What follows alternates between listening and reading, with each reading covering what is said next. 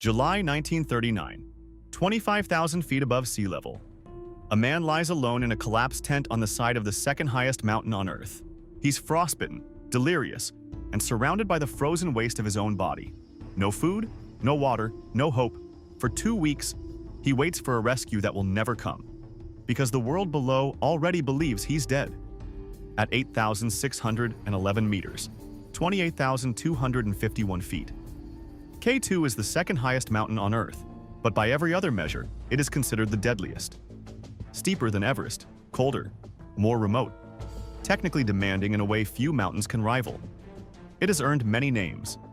The Savage Mountain, the king of the 8,000ers. And for those who climb it, sometimes simply the end. While Everest boasts thousands of summits, K2 has less than a tenth of that. And yet, it accounts for more than a third of the deaths among all 8,000-meter peaks. Its fatality-to-summit ratio, historically around 26%, makes it second only to Annapurna first. But the raw numbers don't tell the full story. K2 is isolated. No roads, no villages, just jagged stone and ancient glaciers. Even reaching base camp requires nearly 2 weeks of trekking across unstable terrain. Once there, the climb begins. On slopes that rarely flatten, on routes narrow enough for a single boot, and often under the threat of rockfall or avalanche. Above 8,000 meters lies the death zone, where the air is too thin to support human life for long. On K2, almost the entire upper mountain is within that zone. K2 earned its name in 1856 during the British Great Trigonometrical Survey. Unlike most peaks, it had no local name. It was too remote. No one lived within sight of it. So the sterile designation Karakoram II, K2, remained. Its first real brush with conquest came in 1902, when an international team attempted to reach the summit via China. They spent 68 days on the mountain. Only 8 offered clear weather. They failed. In 1909, the famed Duke of Abruzzi led an Italian team up the southeast spur. It proved too dangerous. He left, calling the mountain unclimbable. No one returned for nearly 30 years. That changed in 1938. The American Alpine Club funded a reconnaissance expedition under Charlie Houston. It would be methodical, modest, and smart. They brought 50 pounds of pemmican for calories, boots with nailed soles, ropes made of hemp, ice axes with wooden handles. Despite these limitations, the team established a route via the Abruzzi Spur, the same route considered impassable in 1909. They reached a record altitude of 26,000 feet. Bill House was the first to scale an 80-foot vertical shaft at 21,500 feet. That section became known as House's Chimney. By July, food was running low. The team turned back, alive and intact. The 1938 mission was a success. They hadn't reached the top, but they had mapped a way. A year later, the 1939 expedition set out to finish the job. But it was a different kind of team. Privately funded, less experienced, and missing nearly all of the veterans from the previous year. Led by Fritz Wiesner, the group included Dudley Wolfe, a wealthy amateur climber, and a cadre of Sherpas who had worked with the Americans before. They reached base camp in late May and began their ascent up the now-established Abruzzi Spur. Despite storms, setbacks, and delays, by mid-July, Camp 8 had been established, 25,300 feet high. A summit attempt was within reach, but below, a fatal misunderstanding was brewing. Back at base camp, poor weather and limited visibility made it impossible to track the team's progress. The lower camps assumed the climbers hadn't advanced beyond Camp 4. Because of this, crucial supplies, food, fuel, matches, were never brought higher. Camp 8 was running on fumes. The summit team was starving. Still, on July 19th, Wiesner and a Sherpa pushed forward. They reached a legendary section known as the Bottleneck, a narrow, exposed slope under an overhanging ice serac, unstable, silent, and waiting. Rather than risk it, they opted to climb the adjacent rock face, an act no one has repeated since. 9 hours of struggle brought them to 27,400 feet, just 800 vertical feet from the summit, but daylight was gone. The Sherpa refused to continue.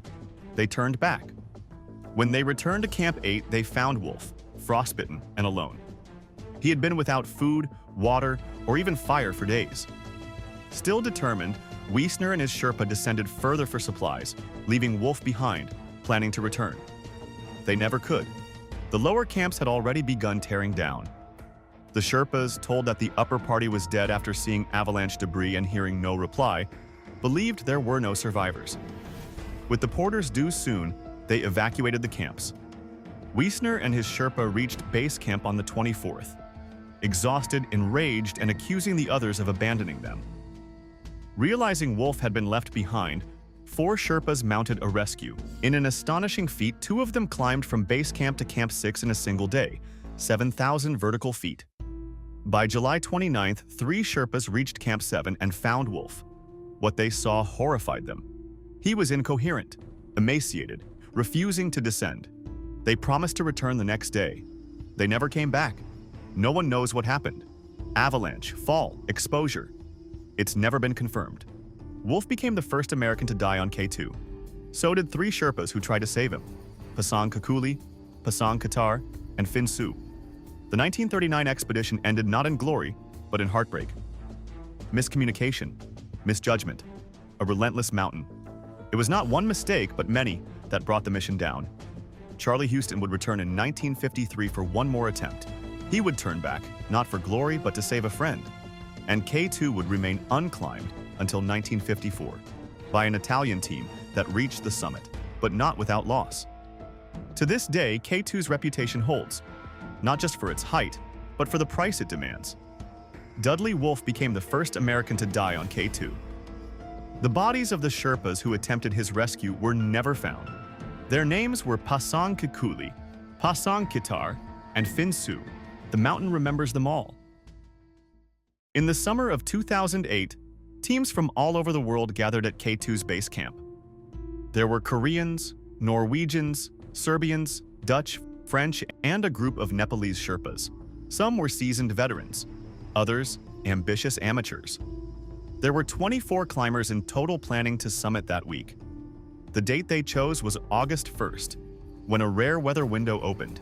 It would be their only shot.